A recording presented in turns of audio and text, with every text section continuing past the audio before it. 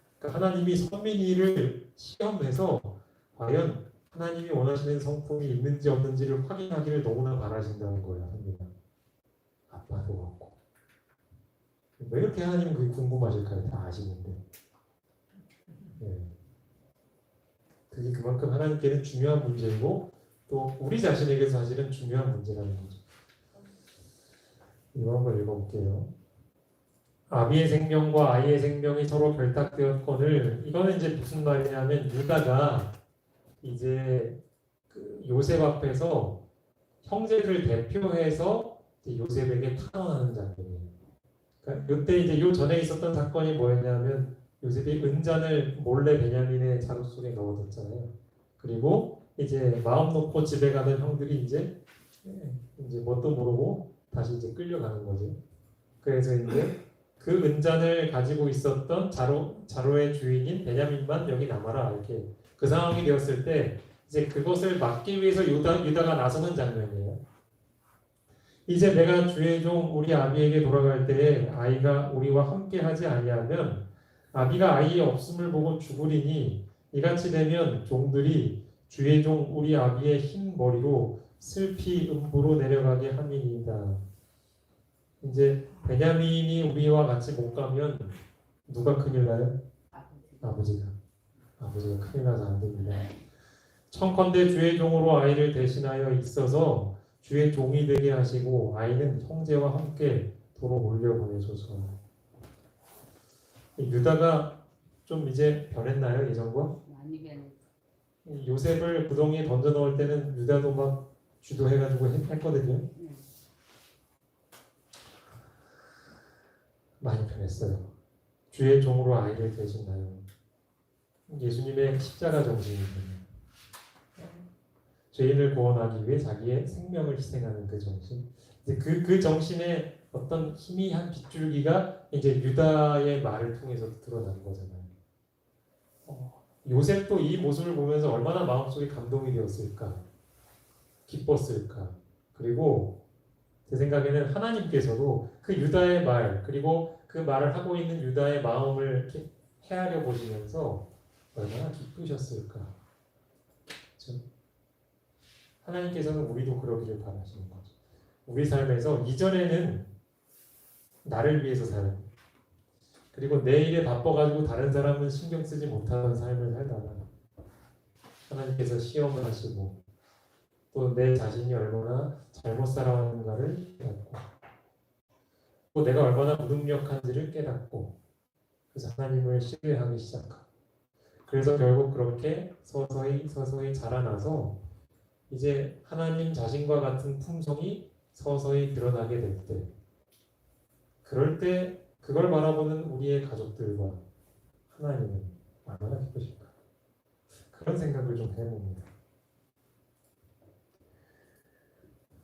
요셉은 만족하였다. 그는 그의 형들에게서 참 회개에 이것을 보았다. 이게 뭘까요?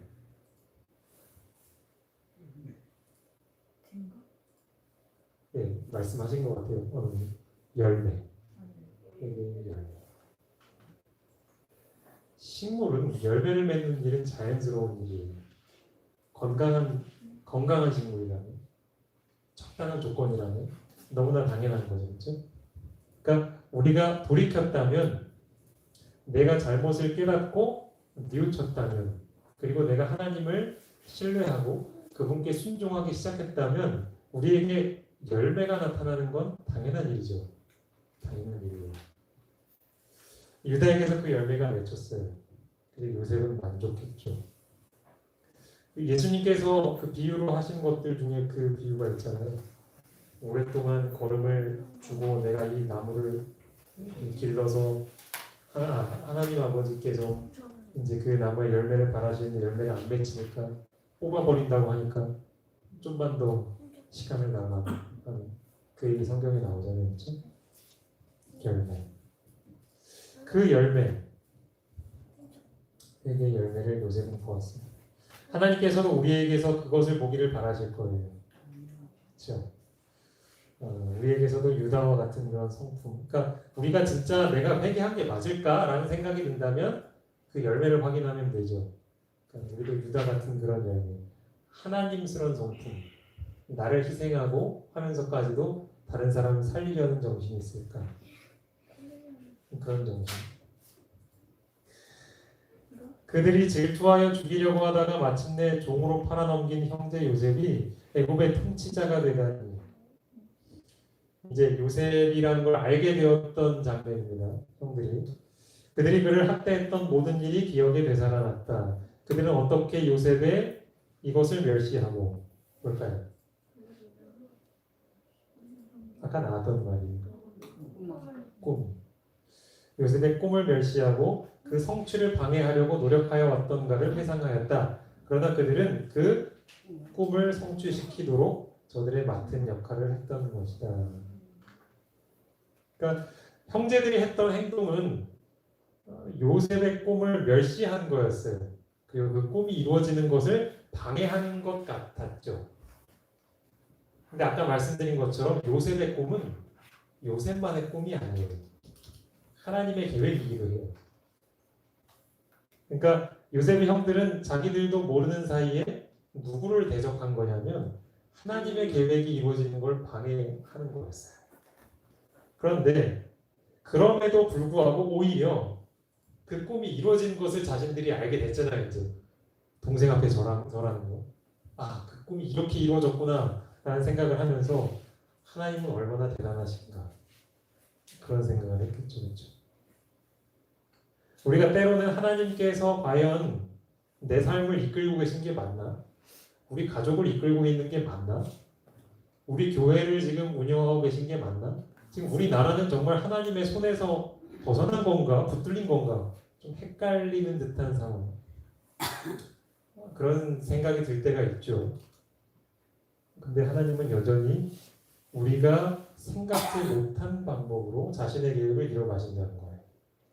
뭐 우리 중에 누가 방해를 한다 해도 저 형들이 방해를 했음에도 불구하고 이루어졌듯이 말이죠. 하나님은 자신의 계획을 분명히 이루시는 분. 저는 그런 분을 여기서 만나게 되었습니다. 자기에게 행한 잔인한 행위로 인해 그들이 이미 충분한 고통을 당했다고 생각하고 그는 숭고하게도 그들의 공포심을 없이 하고 자책의 쓰라림을 덜어주려고 했었다. 요셉이 얼마나, 그러니까 요셉이야말로 얼마나 이 회개의 열매가 풍성하게 맺혔는지를 볼 수 있는 대목이에요. 정말 훌륭하지 않습니까?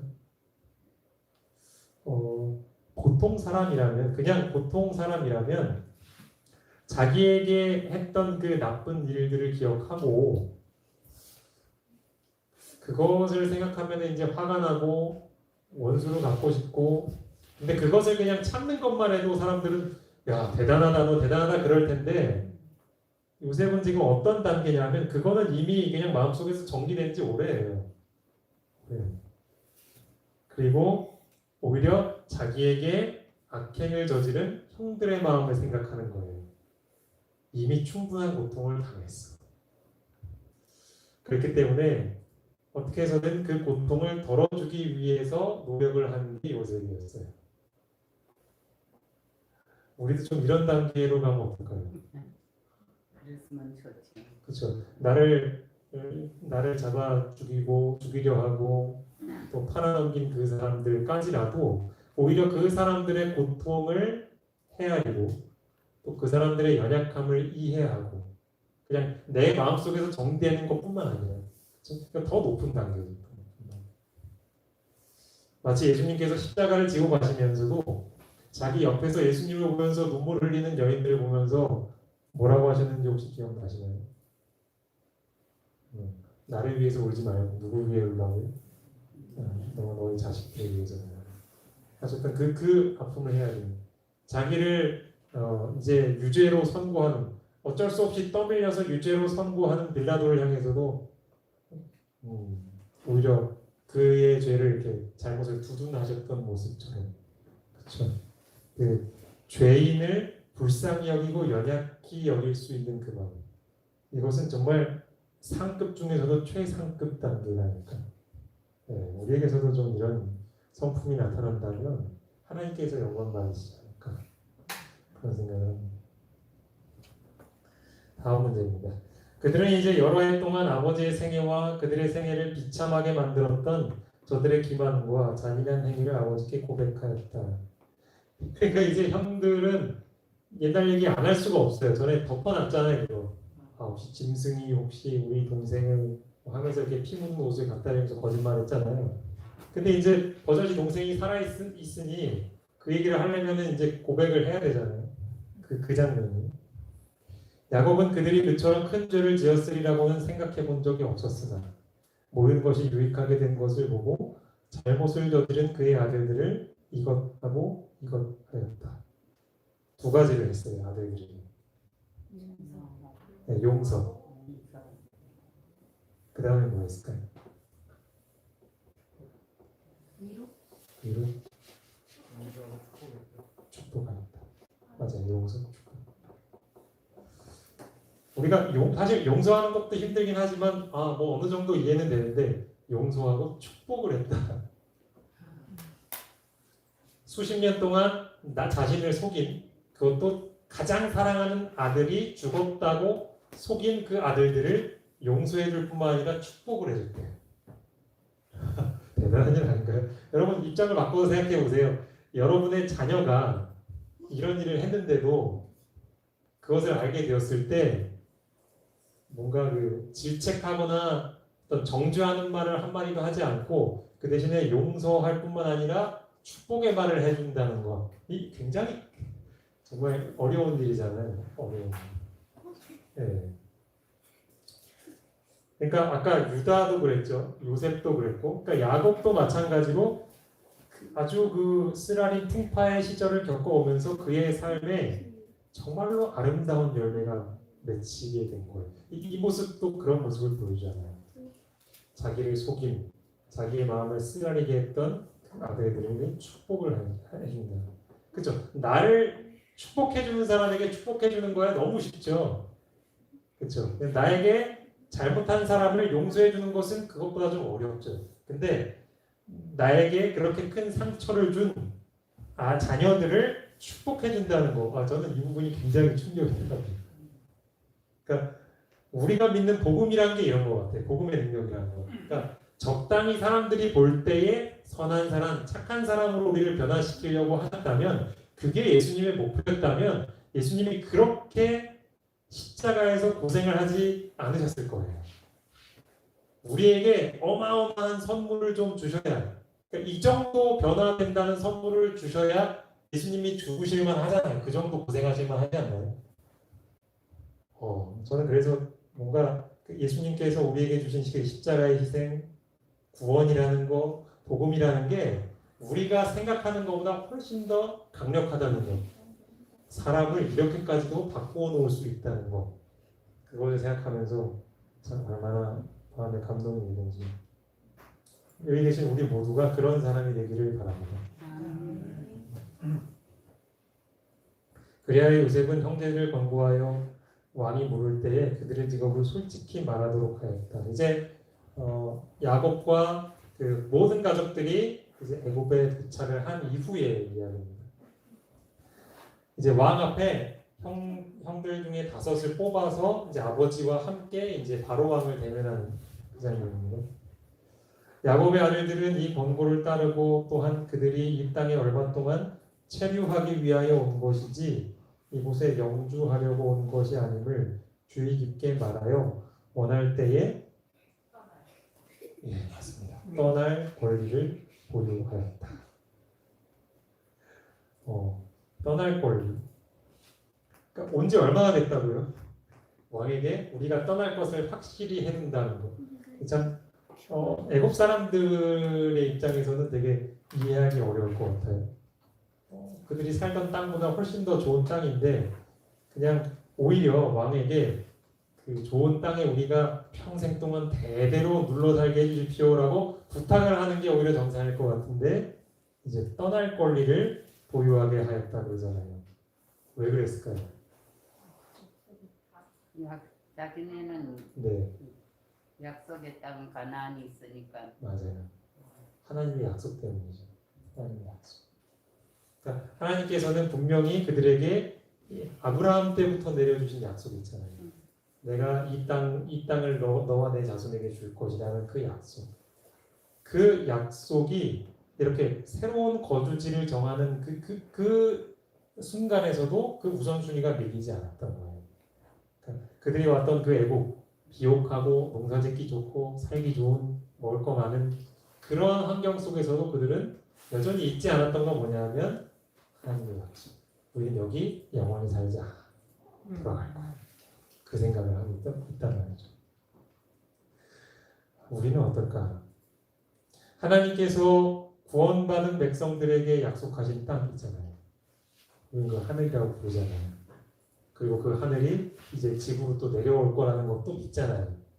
그렇다면 우리도 이들의 모범을 따른다면 지금 우리가 살고 있는 곳, 여기 떠날 권리를 좀 찾아야 하지 않을까요?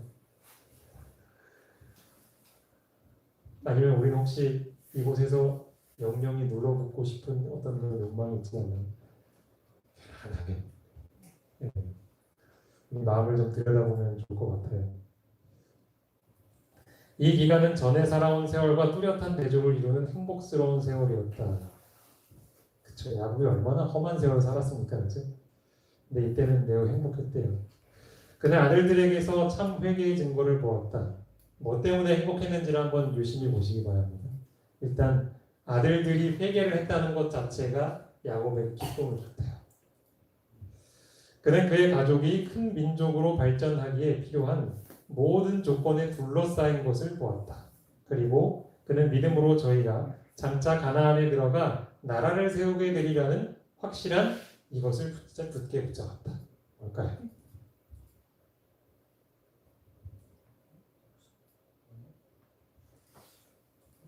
가나안에 들어가 나라를 세우게 된다는 게 뭐였죠? 하나님의 약속. 그러니까 아까 이제 첫 번째 행복스러웠던 이유는 아들들이 이제는 변해서 하나님의 성품이 좀 나타나기 시작하니까 그게 기뻤고, 두 번째로 기뻤던 건 뭐냐면 이제 이곳에 애굽에 딱 와보니 이곳이야말로 하나님의 약속을 성취하기에 적합한 장소라는 확신이 들었던 거예요. 그것 때문에 기뻤다는 거예요. 단순히 우리가 살던 가나안보다 살기 좋아서 이제 우리가 먹을 거 걱정 안 해도 되네. 그것 때문이 아니에요. 그렇죠? 그러니까 그런 순간에도 야곱의 생각은 어디를 향해 있었냐면 영적인 것에, 특별히 언젠가 자기 후대에 이루어질 하나님의 약속에 초점이 맞춰져 있었던 거예요. 그러니까 자나깨나 머릿속에 생각이 없어요. 이 하나님의 약속이 중심이 된 삶은 이제 이 다음에도 계속 나옵니다.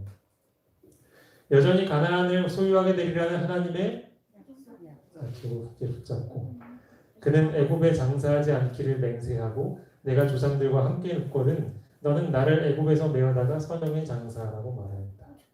이제 죽을 때도 유언을 남기면서 이 말을 꼭 하는 거예요. 나를 애굽이 아닌 조상들과 함께 조상들이 미쳐있는 그곳에 나는 약속의 땅, 그 약속의 땅을 자신도 잊지 않을 뿐만 아니라 자기를 주목하고 있는 아들들에게도 마지막까지 그 약속을 얘기해요. 그러니까 그것은 이제 야곱의 후년에 그의 삶에 이끌어가는 중심축이자 모든 것이었어요. 그냥 생각의 중심이었어요. 하나님의 약속의 땅, 내가 거기에 가야 해. 우리 자녀들도 가야 해. 그게 그의 목적이었어요. 삶의 가장 관심사. 요셉이 마지막으로 아버지를 만나러 올 때에 에브라임과 므낫세를 데리고 왔다. 한번 보세요. 야곱이 그렇게 하나님의 약속을 중요하게 생각했거든요. 그런데 그 정신이 요셉에게도 동일하게 나타납니다. 이 두 청년은 그들의 어머니를 통해서 애굽 사제의 최고위층과 혈연이었고, 그들이 애굽인들과 관계를 맺으려고 하면 그들의 아버지의 지위는 그들에게 부귀영달의 대로를 열어줄 것이었다. 이건 이제 요셉의 두 아들 얘기입니다. 에브라임이랑 므낫세. 근데 이 두 사람은 사실 애굽에서 편하게 살려면 얼마든지 살 수 있어요. 그렇죠? 엄마나 아빠나 지위로 봐도 꿀릴 게 하나도 없어요. 둘째가라면 서러워요. 총리. 그다음에 엄마는 사제의 딸. 근데 이제 요셉은 자기 아들들이 그러기를 원하지 않았다는 거죠. 그러나 그들이 이스라엘 백성과 연결되는 것이 요셉의 소원이었다. 생각해보세요. 여러분. 자기 아들들이 이스라엘 백성과 연결되면 애굽에 있을 때보다 더 풍요롭게 살 수 있을까요? 아니요, 고생스럽게 살지. 풍요롭지는 못하고. 한번 우리 삶에 대입을 해볼까요? 요즘 우리 부모님 여기도 부모님들이 계시지만 자녀들 키울 때 어때요? 학교 교육시키고 또 직장 취업시키고 할 때 우리 아이들은 좋은 학교 좀 가고 그래서 안정된 직장에 가서 좀 고생하지 않고 살기를 바라시는 게 부모님 마음 아니에요? 그런데 요셉은 다르잖아요. 그냥 이대로 가만히 쭉 살면은 자기 자녀들이 더 편안하게 살 수 있을 것 같은 그거를 그냥 그러니까 뭐 굴러 들어온 거 그냥 걷어차버리는 기업이잖아요. 이스라엘 백성과 연결되는 거. 아니 이스라엘 백성과 연결되는 건 사실 우리 같은 뭐 교회 다니는 신자들이나 좀 관심을 갖지 사실은 이게 별거 아니잖아요. 세상적으로 보면 더 가난해지는 거잖아요.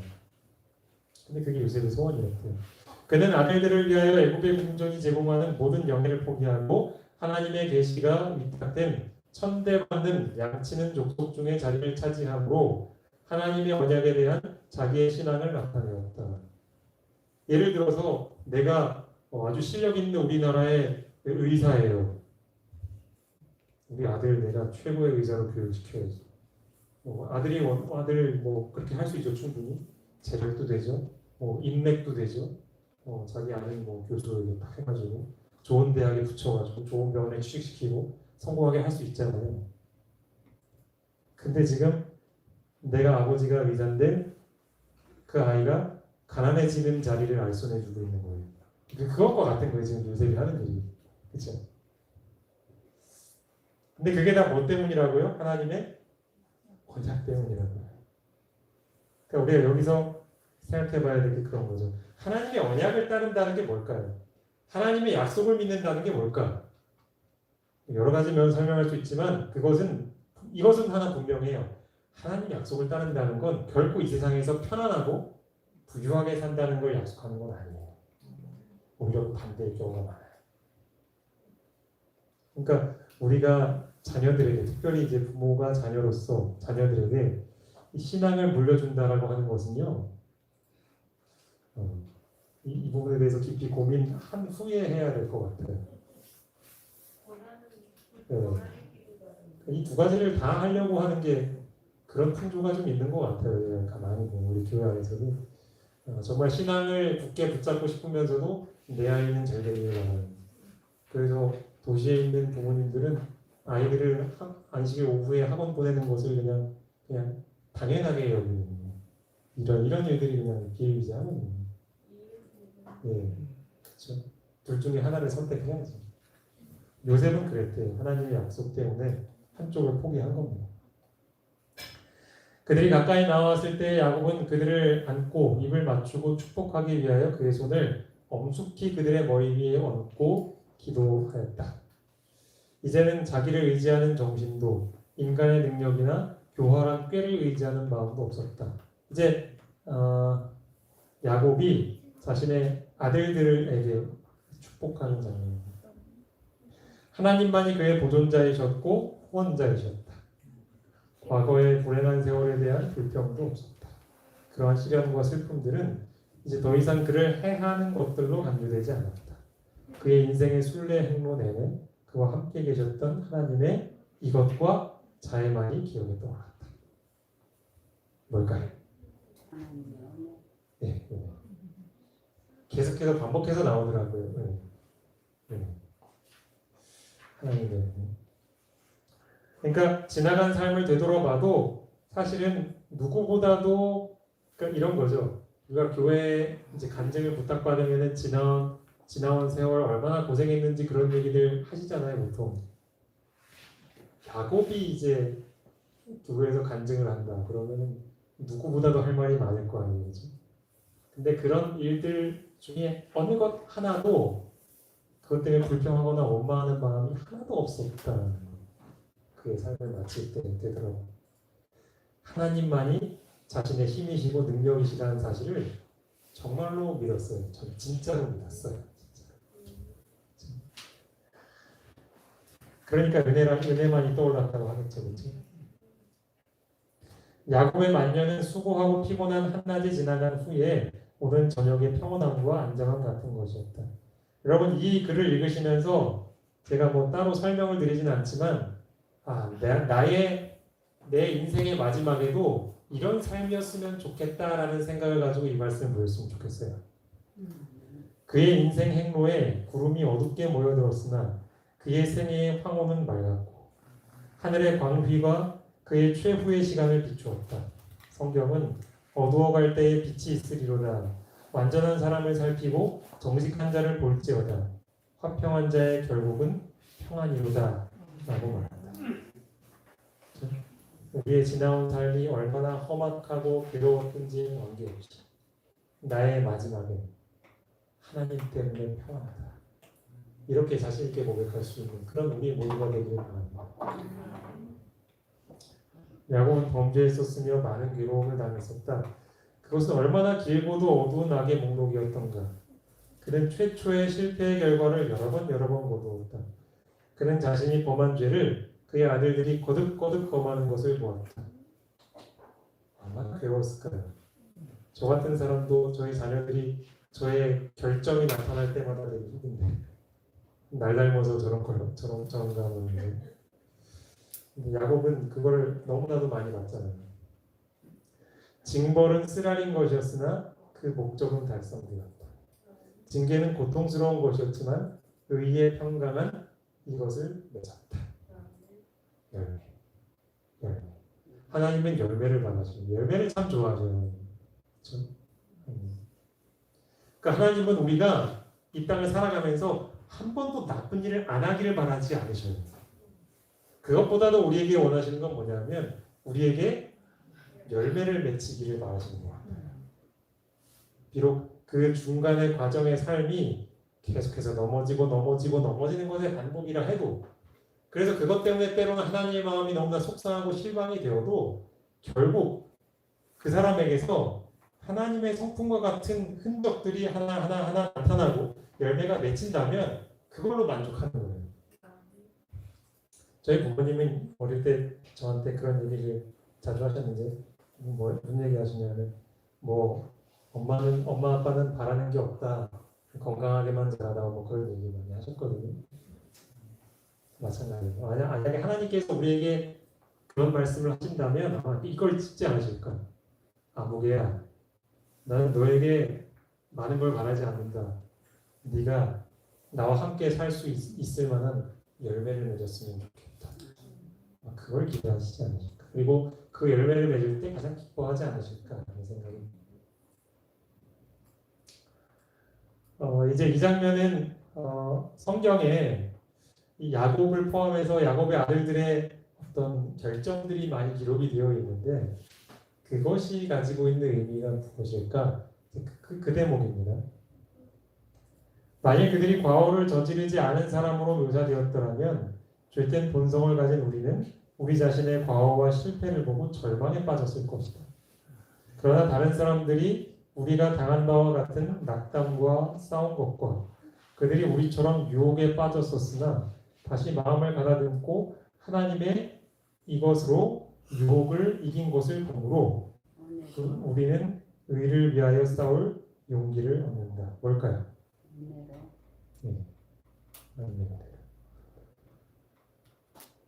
그러니까 만약에 성경이 일반 위인전 같다면 우리가 어릴 때도 위인전 보면은 그 사람이 잘한 것만 나오잖아요. 남들보다 특별히 뭐 잘한 것들 그런 거 나오잖아요. 그렇다면 우리는 되게 낙담하겠죠, 그렇죠? 난 왜 저렇게 못 살까 좌절하고. 근데 성경은 너무나도 정확하게 지적을 한다는 거죠, 결정으로서. 근데 그걸 보면서 우리가 첫 번째로 가져야 할 의미는 뭐냐면 용기를 얻게 하려고 하나님께서는 그것을 기록하게 하셨다는 거예요. 우리도 그들처럼 승리할 수 있다는 것을 보여주시라고. 이제 그들의 결점을 기록하신 두 번째 의미는 뭐냐면 경고의 의미가 있어요. 또 다른 한편으로는 그들의 생애의 기록은 우리에게 대한 경고가 될 수 있다. 하나님께서는 결코 죄 있는 사람을 결백하다고 하시지 않으신다는 것을 보여준다. 하나님께서는 은총을 많이 받은 사람들 가운데서도 죄를 보시며 그들의 죄를 보다 적은 빚과 책임을 가진 사람들에게 있는 죄보다 더 엄격히 다루신다. 예. 그래서 이 두 가지 의미, 우리에게 용기를 주시고 또한 우리에게 경고를 하시기 위해서 두 가지 의미를 좀 잘 기억하면 좋겠습니다. 예, 이제 마지막으로 하나 남았네요. 자기의 임종이 가까움을 알고 그는 친족들을 그의 주위로 불렀다. 이건 이제 요셉입니다. 요셉의 죽음이 가까웠을 때 바로의 땅에서 그는 그렇게 영예로운 대우를 받았었으나 애국은 그에게 있어서 유랑의 땅에 지나지 않았다. 그의 마지막 행위는 그가 이스라엘과 운명을 같이 한다는 것을 증거하였다. 아까 이런 비슷한 표현 나왔는데 기억하세요? 자기 아들들을 아버지께 데리고 나왔던 요셉. 네, 자기 아들들이 이스라엘 민족과 운명이 연결되길 바랬다. 그런 표현이 있었잖아요. 요셉의 마지막 말은 하나님이 너희를 권고하시고 너희를 이 땅에서 인도하여 내사 아브라함과 이삭과 야곱에게 맹세하신 땅에 이르게 하시리라는 말이었다. 그러니까 세상 사람들이 볼 땐 참 어리석어요. 그렇죠? 왜 그렇게도 하나님의 약속에 집착하는가 그렇게 보이거든요. 별로 좋아 보이지도 않는데 얼마나. 하지만 그 약속에 대한 소망은 아브라함, 이삭, 야곱을 거쳐서 요셉에게까지도 이어져 내려왔다는 거죠. 그리고 하나님은 우리에게서도 뭘 바라시겠죠. 이제 곧 세워지게 될 하나님의 나라. 그 나라에 가고 싶다. 라는 어떤 그 간절한 소망. 그게 우리 삶의 가장 큰 우선순위가 되어야 하지 않을까.